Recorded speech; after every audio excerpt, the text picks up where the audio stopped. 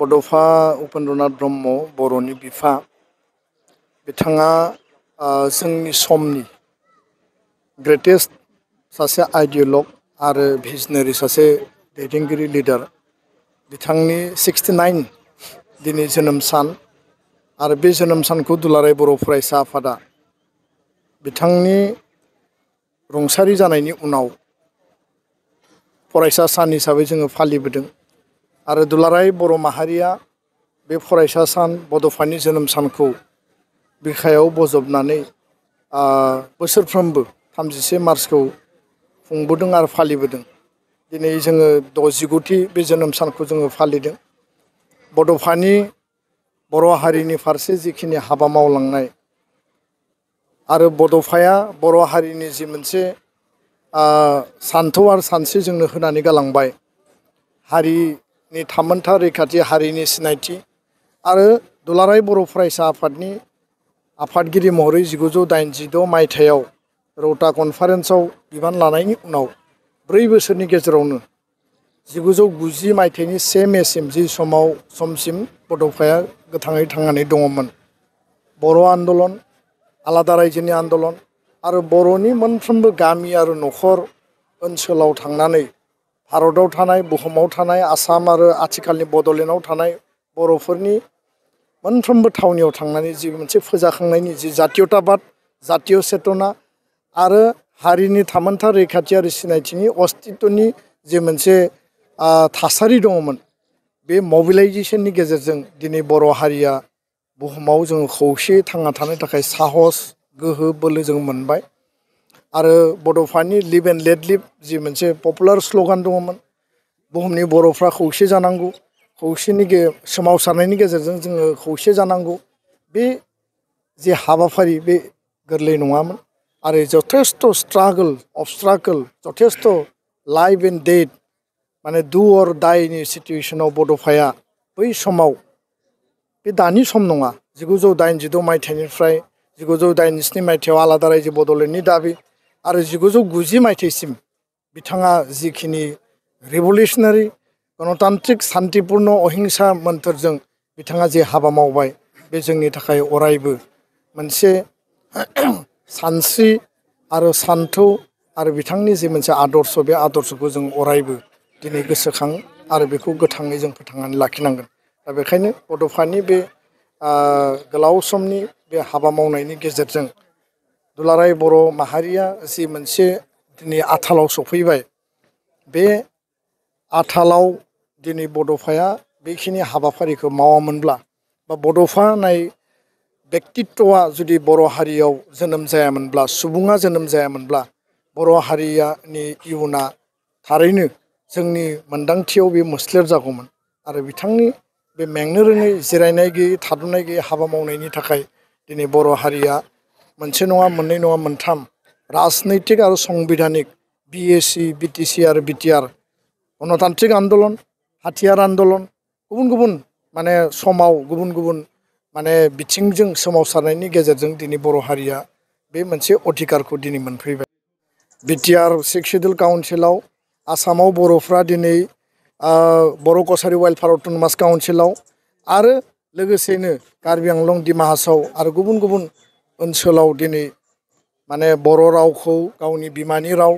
आरो राष्ट्रीय सिक्रिटि राव हिसाबै मर्यादा मोननायनिफ्राय लानानै गासै बिथिंखौ जों रोखा महर मोनफैबाय। दा बे गासैबो बड'फानि मोनसे ग्रेट माने बर' हारि दानायनि मोनसे प्लेनमोन ग्रेट मोनसे भिजनमोन आरो बेखायनो बड'फानि मुङै दुलाराय बर' फरायसा आफादा बै समनि दैदेनगिरिफ्रा ट्रास्ट दादों ट्रास्टनि गेजेरजों स्कुल गायसनदों UN एकाडेमि स्कुल गायसनदों आरो बड'फानि मुङै बड'फा UN Brahma सल्जार of humanity award होनाय जादों आरो नैबे जोनोम सानखौ फरायसा सान हिसाबै एबसुआ खुंदोंमोन। नाथाय बै समाव दुखुनांथाव भाबै जोंनि काउन्सिल सरकारानो बै समाव बड'फानि बे जोनोम सानखौ स्टुडेन्ट डेखौ काउन्सिलाव रिकगनिसन माने होनांगौमोन जि लेभेलाव बेखौ बिथांमोना होआखैमोन।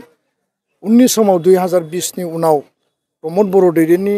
दैदेननाय जि सरकार बे सरकारा बड'फानि बे जोनोम सानखौ स्टुडेन्ट डे हिसाबै काउन्सिल लेभेलाव रिकगनिसन होदों आरो दुलाराय बर' फरायसा आफादा दाबि खालामनाय बायदि काउन्सिलाव रिकगनिसन मोननायनि उनाव स्टेट लेभेलाव आथिखालनि आसामनि गिबि मन्त्रि डक्टर हिमन्त बिश्व शर्मा बिथाङा स्टेट वाइड छात्र दिवस बा स्टुडेन्ट डे हिसाबै बड'फानि बे जोनोम सानखौ रिकगनिसन स्वीकृति होबाय आरो दुलाराय बर' फरायसा आफादा दाबिनाय बायदियैनो बावैसो 52थि बोसोरसालियाव जथुम्मायाव भारतनि नखर मन्त्रि अमित शाह बिथाङा दतमायाव फैनानै एबसुआ बिथांखौ दिल्लीयाव लोगो हमदोंमोन दिल्लीयाव जोङो दाबि होदोंमोन आरो बे दाबि बायदियैनो गोदान दिल्लीयाव बड'फानि मुङै UN ब्रह्म मार्ग आरो मोनसे मोजां स्टेचु लुनानै नेशनेल लेभेलनि रिकगनिसनखौ दिनै बिथांमोना होदों बे थारैनो जोंनि थाखाय गोग्गाथाव जोंहा फोथायनाय दङ आत्मबिश्वास दङ जोंहा मिजिं दङ बड'फानि स्टेचु आरो बड'फानि मुङा मुलुगाव गेवलांसारनांगौ गोसारहोनांगौ बेनि थाखाय एबसुआ जि लेभेलाव हाबा मावनांगौ जिहेतु जोङो काउन्सिलाव बर' हारियाव जोङो बड'फानि जि सानस्रि जिखिनि मिजिं बेखौ बिखा बिख्लो गोसोआव थै मोदोमाव जों सोनानै होनो हाबाय आरो बयनिबो गोसो मोदोमाव दङ आरो काउन्सिल लेभेलाव सरकारि मर्यादा मोनबाय स्टेट लेभेलाव सरकारि मर्यादा मोनबाय आरो नेशनेल लेभेलाव स्टेटास मोननायनि उनाव मुलुग दरबाराव मालाबा आमेरिकायाव मालाबा लण्डनाव मालाबा जापानाव जेरैबायदि लाचित बरफुकनखौ लांदों जेरैबायदि असमिया हारिया श्रीमन्त शंकरदेबखौ लांदों दुलाराय बर' फरायसा आफादाबो बड'फानि बे मोनसे जि बिथांनि जि कन्ट्रिबिउसन बिथांनि जि बर' हारिनि जि मोनसे थांना थानायनि जि सिमांखौ मोगथां खालामनायनि जि मिजिं बड'फाखौ जों बै लेभेलाव लांगोन आरो बड'फानि बिमुंजोंनो दिनै बर' हारिया थांना थानो थाखाय साहस थुलुंगा जों जेब्लायबो मोनो आरो इयुन जोलैया बड'फाखौ मोजाङै बुजिनांगोन महात्मा गान्धीखौ जेरैबायदि जोङो मोजाङै बुजियो बा बिरसा मुन्डानि मुङै दिनै राष्ट्र नाङै बेबायदि माने हाबाफारि लायो बड'फायाबो दिनै मुलुग दरबाराव प्रतिष्ठा जाबाय आरो बेनि थाखाय बर' हारिया दिनै जेब्लायबो जोङो माने खामानि मावनांगोन आसाम सरकारा गासैबो अनुस्थान प्रतिष्ठान जिखिनि इन्स्टिटिउसन दं इडुकेसनेल इन्स्टिटिउसन थांनाय बोसोरनैनि सिगांनिफ्राय स्टुडेन्ट डे छात्र दिवस हिसाबै इन्स्टिटिउसन लेभेलाव फालिनो थाखाय डाइरेक्सन होबोदों आरो देग्लाय बोसोराव कटन मुलुगसोलोंसालियाव जि मुलुगसोलोंसालियाव बड'फाया गावनि BSc डिग्रीखौ लादोंमोन फरायदोंमोन बा PUC खौ फरायदोंमोन बे मुलुगसोलोंसालियाव आसाम सरकार आरो BTR काउन्सिल जइन्टलि बेयाव बड'फानि मुङाव मेम'रियेल लेक्सार बिथांमोना हाबाफारि लादों बे थारैनो बाख्नायथाव गुबुन गुबुन इन्स्टिटिउसना लादों डिब्रुगड़ इउनिभार्सिटिया लादों एबसु आरो डिब्रुगड़ इउनिभार्सिटि जथायै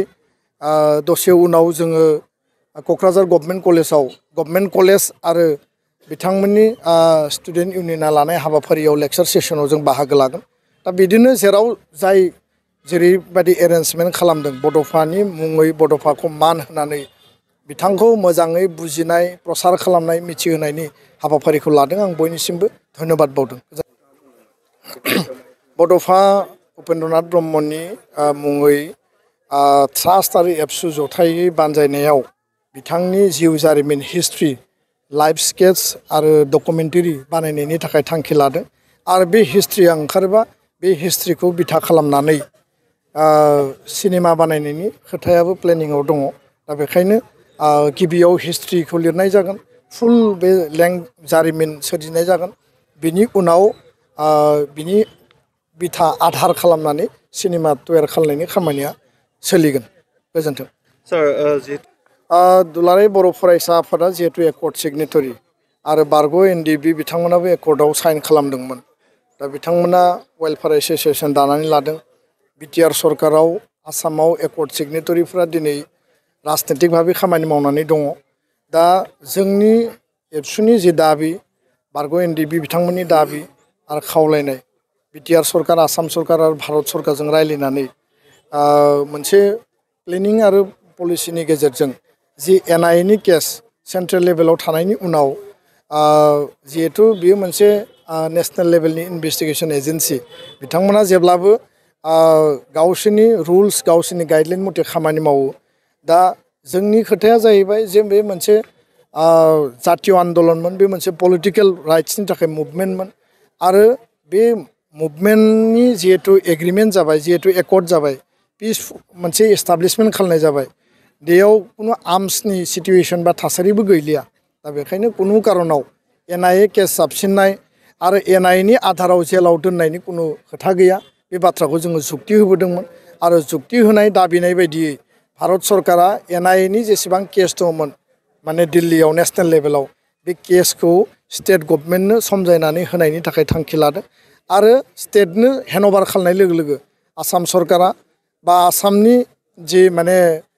हम एन्ड पलिटिकेल डिपार्टमेन्ट दङ बिथांमोना